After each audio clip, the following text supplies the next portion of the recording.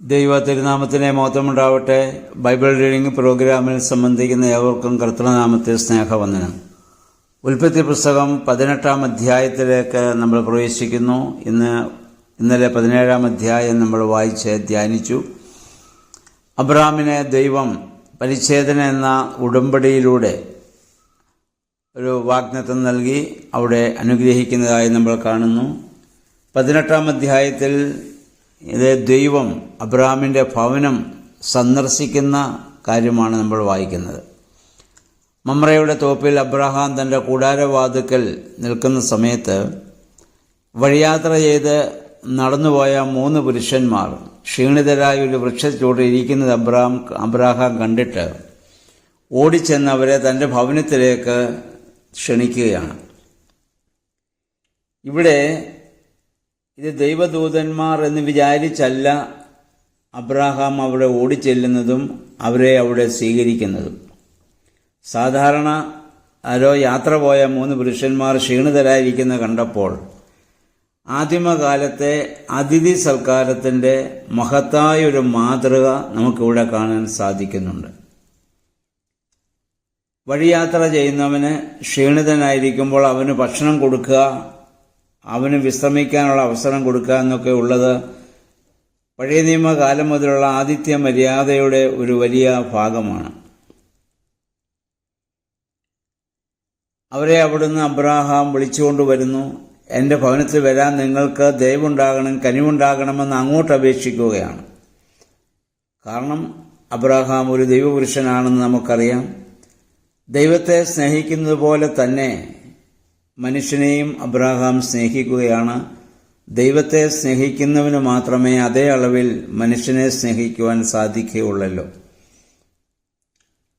അങ്ങനെ അബ്രഹാം അവരെ വിളിച്ചുകൊണ്ട് തൻ്റെ ഭവനത്തിൽ വരുന്നു. സാറയോടും ആവശ്യപ്പെട്ട് അവർ കൊടുക്കുവാനുള്ള ഭക്ഷണ ക്രമീകരണങ്ങളൊക്കെ അവിടെ ചെയ്യുകയാണ്. അവരുടെ അന്നത്തെ ആ കഴിവിൻ്റെ പരമാവധി ആ അതിഥികൾക്ക് അവർ ഭക്ഷണം നൽകുകയാണ്. ആ ഭക്ഷണം കഴിച്ച ശേഷം അവർ എഴുന്നേറ്റ് നിന്ന് അവരെ അബ്രഹാമിനെയും സാറയും അവിടെ അനുഗ്രഹിക്കുന്നുണ്ട്.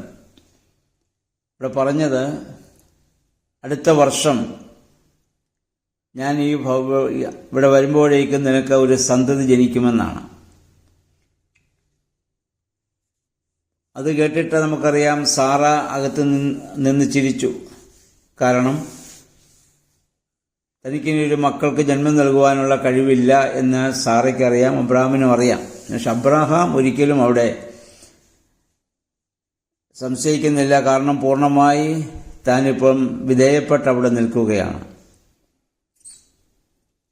ഇവിടെ നമ്മൾ വായിക്കുന്നത് ഞാൻ എന്നൊരു ഏകവചനമാണ് ഇപ്പോൾ ഇവിടെ ഉപയോഗിക്കുന്നത്.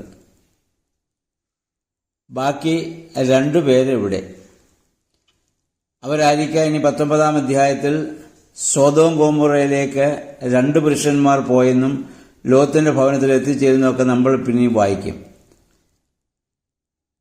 അപ്പോൾ ഇവിടെ യഹോവയായ ദൈവം അബ്രഹാമിനോട് സംസാരിച്ചുകൊണ്ടിരിക്കുന്നു. ഈ 3 പേരെ പരിശുദ്ധ ത്രിത്വത്തിന്റെ അംഗങ്ങളായിട്ടാണ് പരിശുദ്ധ സുറിയാനി സഭ കാണുന്നത്. അതിന്റെ സൂചനയാണ്. ത്രിത്വമാണെന്ന് വെച്ചാൽ പുതിയ നിയമത്തിലാണ് നമ്മുടെ കർത്താവിൻ്റെ പരിശുദ്ധാത്മാവ് സ്ഥിരവാസത്തിന് വന്ന ശേഷമാണ് ത്രിത്വോപദേശം ശക്തമായി ഉണ്ടായത്. എന്നാൽ സൃഷ്ടിയുടെ ആരംഭത്തിൽ സകല സൃഷ്ടിക്കും മുഖാന്തരമായി പിതാവായ ദൈവം ഉണ്ടാവട്ടെ എന്ന് പറഞ്ഞ് പുത്രൻ തൻ്റെ മാർവിൽ ശബ്ദമായി നിന്ന് പരിശുദ്ധ റൂഹ വെള്ളത്തിൽ ആവസിച്ച് ആ സൃഷ്ടികർമ്മം നടന്ന് നമ്മൾ കണ്ടു. ഉൽപ്പത്തി 1:26 മനുഷ്യനെ സൃഷ്ടിക്കുമ്പോൾ നാം നമ്മുടെ സ്വരൂപത്തിൽ നമ്മുടെ സാദൃശ്യപ്രകാരം എന്ന് പറഞ്ഞ് മനുഷ്യനെ സൃഷ്ടിക്കുന്നതാണ്. ഇതൊക്കെ ത്രിത്വത്തിന്റെ സൂചനയാണ്. ഇവിടെയും ഇതിനെ ത്രിത്വത്തിന്റെ സൂചനയായി കാണാവുന്നതാണ്. അപ്പം അങ്ങനെ അവരെ അവിടെ വെച്ച് അനുഗ്രഹിക്കപ്പെടുകയാണ്. അപ്പം ദൈവം താൻ ഇഷ്ടപ്പെടുന്ന മനുഷ്യനോട് ദൈവം ഒന്നും മറച്ചു വയ്ക്കുന്നില്ല. ദൈവം അവർക്ക് വെളിവാകുകയും ദൈവം അവർക്ക് വേണ്ടി അവരെ അനുഗ്രഹിക്കുകയും ചെയ്യും. അത് അബ്രഹാമിൻ്റെ ഭവനത്തിൽ ചെന്ന് അബ്രഹാമിനെ ദൈവം അനുഗ്രഹിക്കുന്നതായി നമ്മളിവിടെ കാണുകയാണ്. അപ്പോൾ സാറ സംശയിച്ചപ്പോൾ ഇവിടെ ചോദിക്കുന്നുണ്ട്, യഹോവയാൽ കഴിയാത്ത കാര്യം വല്ലതുമുണ്ടോ?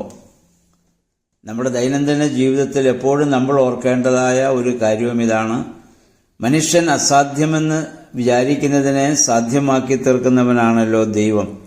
ദൈവത്തിന് അസാധ്യമായതായിട്ടൊന്നുമില്ല. പരിശുദ്ധ അമ്മയോടും മാലാഖയുടെ അറിയിപ്പുണ്ടായപ്പോൾ ഞാൻ പുരുഷനെ അറിയാതെ എങ്ങനെ ഇത് സംഭവിക്കുമെന്ന് ചോദിച്ചപ്പോൾ ദൈവത്തിനൊന്നും അസാധ്യമല്ല എന്ന് മാലാഖ പറയുകയും ആ വചനത്തിൽ പരിശുദ്ധ മറിയം പൂർണ്ണമായി വിശ്വസിക്കുകയും ഇതാ ഞാൻ കർത്താവിൻ്റെ ദാസി, അവിടുത്തെ ഹിതം പോലെ ഈ ഭവിക്കട്ടെ എന്ന് പറഞ്ഞ് പൂർണ്ണമായി സമർപ്പിക്കുകയും ചെയ്തു.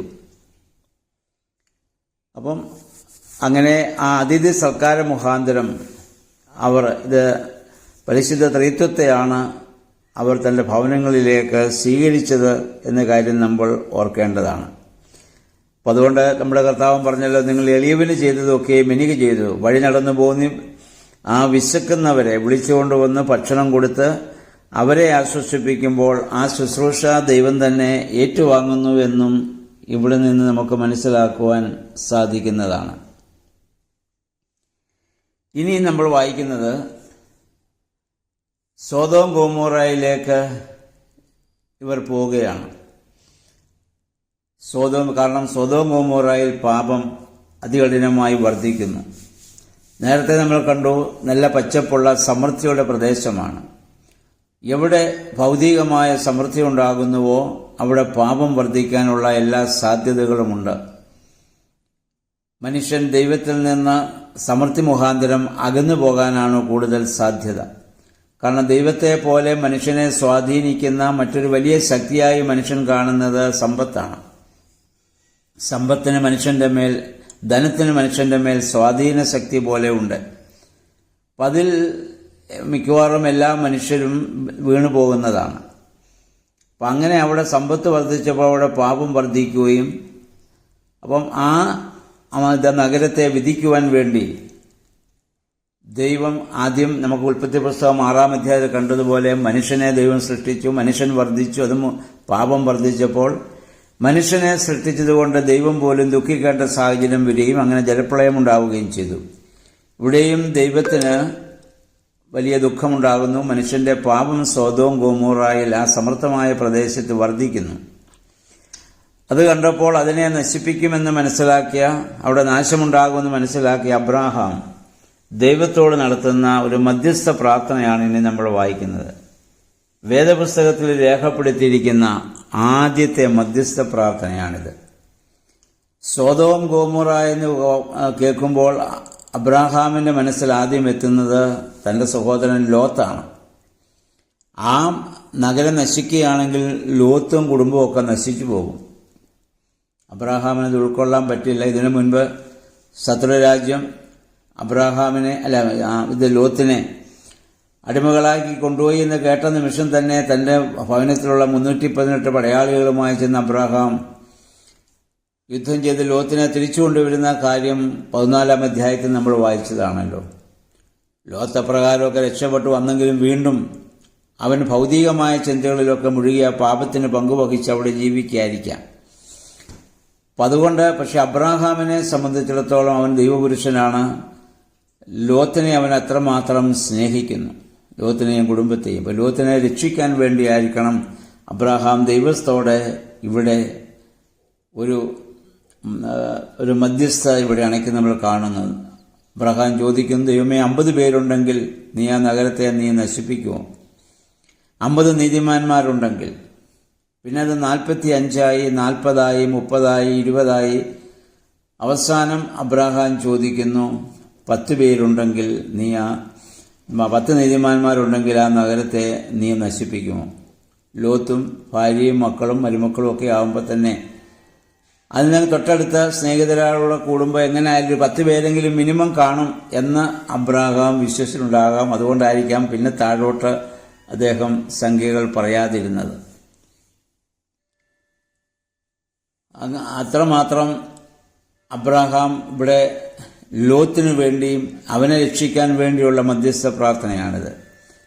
ഇവിടെ ഒന്നും അബ്രാഹാം ഇത് തനിക്ക് വേണ്ടിയല്ല ദൈവസന്നിധിയിൽ ഇത്രമാത്രം യാചിക്കുന്നത് നമ്മൾ ഓർക്കണം. നമ്മൾ പലപ്പോഴും മധ്യസ്ഥ പ്രാർത്ഥന നടത്തുന്നത്, നമ്മൾ യാചിക്കുന്നതൊക്കെ നമുക്ക് വേണ്ടിയിട്ടാണ്. അതിൽ നിന്ന് വ്യത്യസ്തമായി മറ്റൊരാൾക്ക് വേണ്ടി ഒരു കാലത്ത് തന്റെ സമ്പത്തൊക്കെ തട്ടിയെടുത്തവനാണ് ലോത്ത്. അതൊക്കെ അബ്രാഹാം മറന്നു. ആപത്തിലായപ്പോൾ അവനെ സംരക്ഷിച്ചു.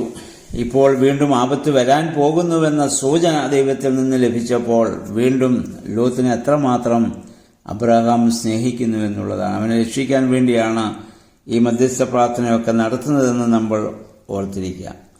അപ്പം തനിക്ക് വേണ്ടി മാത്രമല്ല മറ്റുള്ളവർക്ക് വേണ്ടിയും നമ്മൾ പ്രാർത്ഥിക്കുവാൻ നമ്മൾ ബാധ്യസ്ഥരാണ്. അപ്പം അബ്രാഹാമിൻ്റെ ഒരു മധ്യസ്ഥ പ്രാർത്ഥന ഈ 19-ാം അധ്യായത്തിൽ നമുക്ക് കാണാൻ സാധിക്കുന്നുണ്ട്. കാരണം ദൈവത്താൽ അനുഗ്രഹിക്കപ്പെട്ടവനാണ് അബ്രാഹാം. അങ്ങനെ ദൈവവുമായുള്ള നിരന്തര ബന്ധമുള്ളവർക്ക് മാത്രമേ മറ്റുള്ളവർക്ക് വേണ്ടി പ്രാർത്ഥിക്കാൻ സാധിക്കുന്നു. അവരുടെ പ്രാർത്ഥനകളെ ദൈവം കേൾക്കുകയും ചെയ്യുന്നു. ഇവിടെ നമ്മൾ മനസ്സിലാക്കേണ്ടത് വാസ്തവത്തിൽ ദൈവം അബ്രാഹാമിനോട് ഇവിടെ ഇടപെടുന്നത് ഒരു സ്നേഹിതനോട് ഇടപെടുന്നത് പോലെ തന്നെയാണ്. ഒരു സ്നേഹിതൻ എന്ന രീതിയിൽ തന്നെയാണ് ദൈവം അബ്രാഹാമിനോട് ഇവിടെ ഇടപെടുന്നതും. അബ്രാഹാം ചോദിച്ച അത്രയും സംഖ്യ ദൈവം വാഗ്ദത്തം നൽകി, 10 പേരുണ്ടെങ്കിൽ ഞാൻ ആ നഗരത്തെ നശിപ്പിക്കുകയില്ല എന്ന് വാക്കുകൊടുക്കുകയും ചെയ്തു. ദൈവവുമായുള്ള അഭേദ്യമായൊരു വലിയ ബന്ധം, ഒരു സ്നേഹിത ബന്ധം. ഇതാണ് നമ്മുടെ കർത്താവും യോഹന്നാന്റെ സുവിശേഷം 15-ാം അധ്യായത്തിൽ പറഞ്ഞത്, ഞാൻ എൻ്റെ പിതാവിനോട് കേട്ടതൊക്കെ നിങ്ങളെ അറിയിച്ചു. ഇനി ഞാൻ നിങ്ങളെ ദാസന്മാരെന്ന് വിളിക്കുന്നില്ല, നിങ്ങൾ എൻ്റെ സ്നേഹിതന്മാരാണ്. സ്നേഹിതനും തമ്മിലുള്ള ബന്ധം എന്താണ്? തുല്യ പദവിയിൽ അവനെ കണക്കാക്കുന്നു എന്നുള്ളതാണ്. അപ്പോൾ ആ രീതിയിലാണ് ദൈവം നമ്മൾ ദൈവിക കൽപ്പനകൾക്ക് വിധേയമായി നമ്മൾ ജീവിക്കുമ്പോൾ ദൈവം ആ രീതിയിലാണ് നമ്മളെ കാണുന്നതെന്ന് കൂടി നമ്മൾ മനസ്സിലാക്കുക. ആ പദവിയിലേക്കാണ് ദൈവം നമ്മളെ വിളിച്ചിട്ടുള്ളത്. ആ പദവിയിലേക്ക് നമുക്കാകണമെങ്കിൽ അതനുസരിച്ച് ജീവിതം നമ്മുടെ ഭാഗത്തു നിന്നുണ്ടാകണം. വിശ്വാസത്തിൻ്റെ പൂർണ്ണതയിലാണ് അബ്രാഹാമിന് ഇതൊക്കെ സാധിക്കുന്നതെന്ന കാര്യം നമ്മൾ ഓർത്തു കൊള്ളുക. അപ്പോൾ വിശ്വാസത്തിൻ്റെ പൂർണ്ണതയിൽ ജീവിക്കുവാൻ പരിശുദ്ധാത്മാവേ ഞങ്ങളെ ശക്തീകരിക്കണമേ എന്ന് നമുക്ക് പ്രാർത്ഥിക്കാം. ദൈവം എല്ലാവരെയും അനുഗ്രഹിക്കട്ടെ. എല്ലാവർക്കും നല്ല ഒരു ശുഭദിനം ആശംസിക്കുന്നു.